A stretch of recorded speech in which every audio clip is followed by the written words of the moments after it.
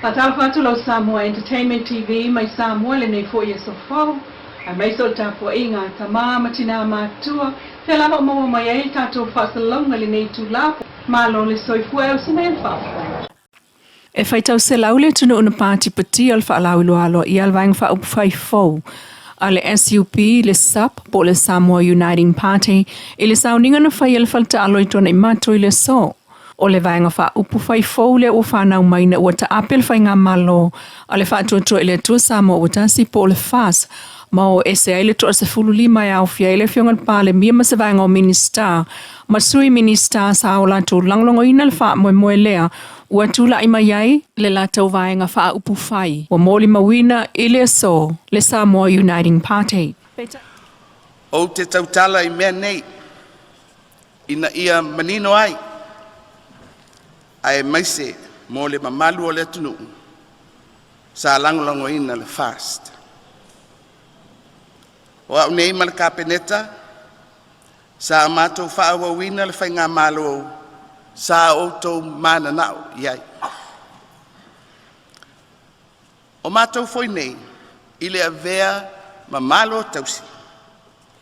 O le amato fa wa wina le tausinga o le malo.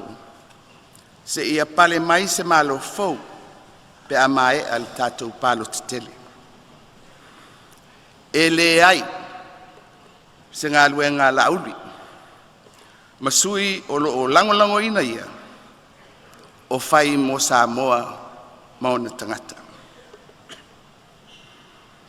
Samoa ai ele I palo teina mai o mātou sui e tau ave ni whawhita uli e patino ia lauli po se isi lava taitai. Whawhita uli ia fianga whaatula fono e whaasino I le tangata e tōtasi. A ua vea le tangata e tōtasi maona whawhita uli ua malepe ai le vaenga sao mātou ngā lulue uma e whaatū masui ai le whainga malo al HRPP ua au tupulanga lana pulenga. Ua o tautala I efu o le malepe o le fast.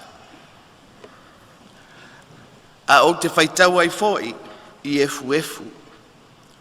O whelautoa inga I upu whai o malo mai le whainga palo tataruai ma le whaasolonga mai o le nei pae inga. I whalafua inga mata ngā e ala I whisota inga ese mai ua o lava I totonu o le pale mene o Samoa. Pe tai ua mōli mawina I lea sola lātou tāpenanga mo le whainga palo tatele a Samoa. E tolu matai ta mai tai o lo tau wā mai ai ma matai a li I e toa lua se furu tolu. O le toa sulfa o whai pule sa tutu maum tali tonuina le taita inga le fiongal sa o whapito. Fia mena o mi mata afa. Le ua wha o popo ne iai maisi tamali I longa maisi fo I tu malo le tunu. Peitai o le au lātou avel whaataua I le soifua malo loina o I tūtau ia o onga o folo le a onga fua o whanau mai le onga whaataitai o Atuli University. O sa taimi o na maua leo se atoanga o fuafua ngā lualuma mau a le Samoa Uniting Party mō tātou tala o lumanai. Ele I awhasa vai I le savalinga a le whaatuatua le atua Samoa o tasi po le whasa e wāngia mai e tasi le suita o vāo le motor sa vai I wā e se tō whā e whaase e tua ngalu ai awela na langolango I le isi matai o lo lato nuu ma abatu iai lana whaamanu ia ngā mō le tau whetulinga ua whaia nei mō se e nofo I nofo e tasi o lo laitu malo I palemene. E ui ina ua tofu umai tu malo e lua se fulu o le motele I savai ma le sui o le vang wha upwhai le whase tau wā mai ai o isi pati peitai e lua I tu malo savai e umane le stalo sui tau wā mo le palota e taito ono ala tau matai o lo fetuleni mai ai mo le nofo e tasi e ese mai tu malo e taito alima, taito o wha ma le tolu. Ma ele o tuu ai lava, feuta na inga masoala upulenga wha au I tō whaam whina ngā lo sui wha oliolio I tu malo, o taito o lua pēsili e tu fo I sui o vang wha upwhai o lo tau wā mai ai. O le savalinga le fasi sa la fai le asolua, se fululima o yu Leilua o lua lima wa fea ile tu malo fa asale le angatolu ma le lima, a matatu i sa papali im fa asolo atu ai i lano. O le wheloa i ngā le fās ma le tu malo fa asale le anga na angiai, le fa afetaia e le fai lotu o le fuafuanga mo le sauninga o tau mafa a whanau ia o ngā whaataitai. E tali tonu le fai lotu o le tau mafa ta tau e tutupu e aini whanau popoto mani fai ia o ngā tino le lei. O le awa o le wheloa inga i le whaiva o pule ma whaiva o whaololonga le sa mo le mawina e le whaitau se lau o le au whaifa ai unga o le tu malo fa asale le anga tolu. Sa noa le te fono le sunga la au le mali e tō pula te vau le watea, pula te vau Forsi Schmidt. E wha malulu i le tu malo fa asale le anga. O na wale eisei unga o le lato no fo inga. E o mai ina wha ata apele pale mene ua vae toru le numero le fono fai tula fono a Samoa i le se fulu lima, se fulu valu, ma le lua se fulu le fās.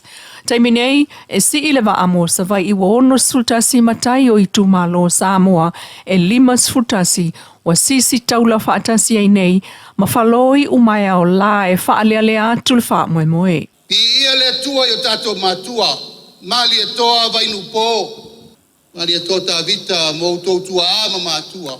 Na sao le lato whiriwhiringa, whiriwhiri ai le tawha i whao le langi. Len sao no, i e sunga teitai o sao ni. Lea, ua vai sau ina ai Samoa atoa. Talo whaiva mai tofu mai sa avadi o le whire mu.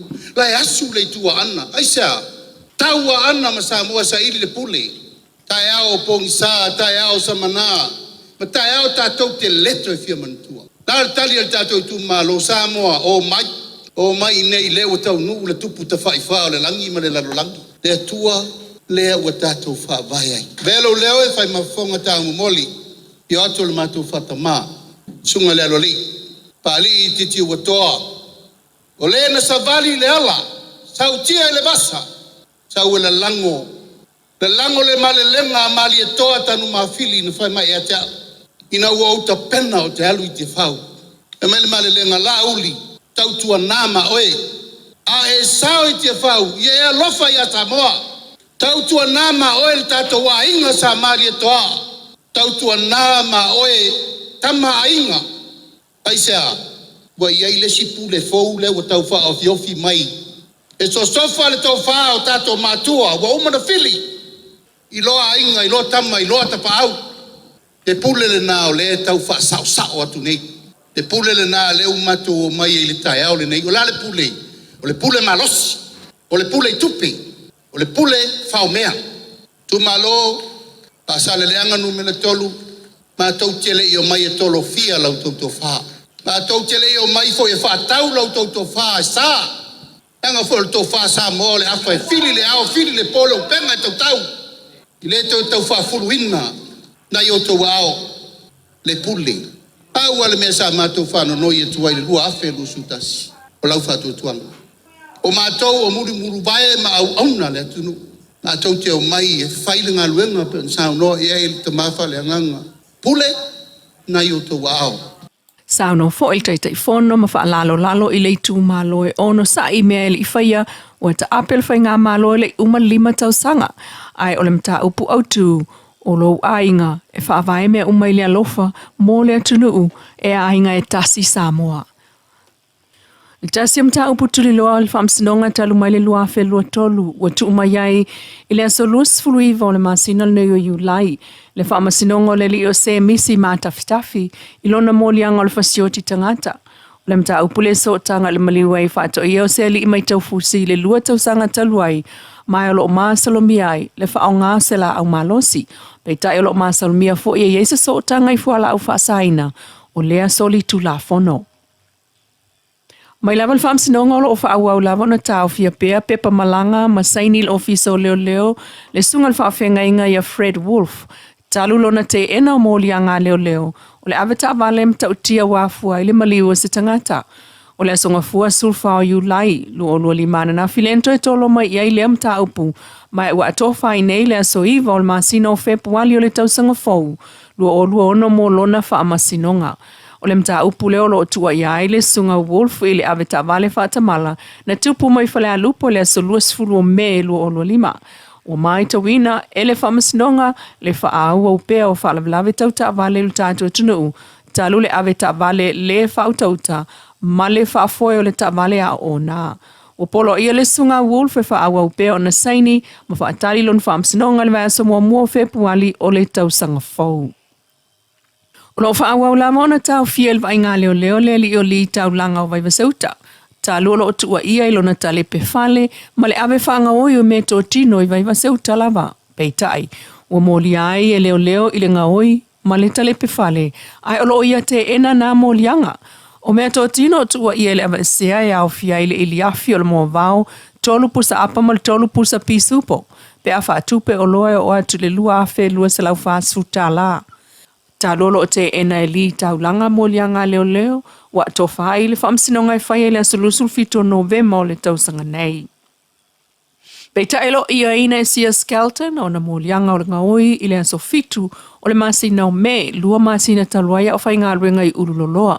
Na ia ava e se ai se speaker mai watu i le aso sulvalu au kuso e la wai lona whaasalanga. After lau whaafonga le tautua whai pea le Samoa Entertainment TV mai Samoa i le nei fo i tūla.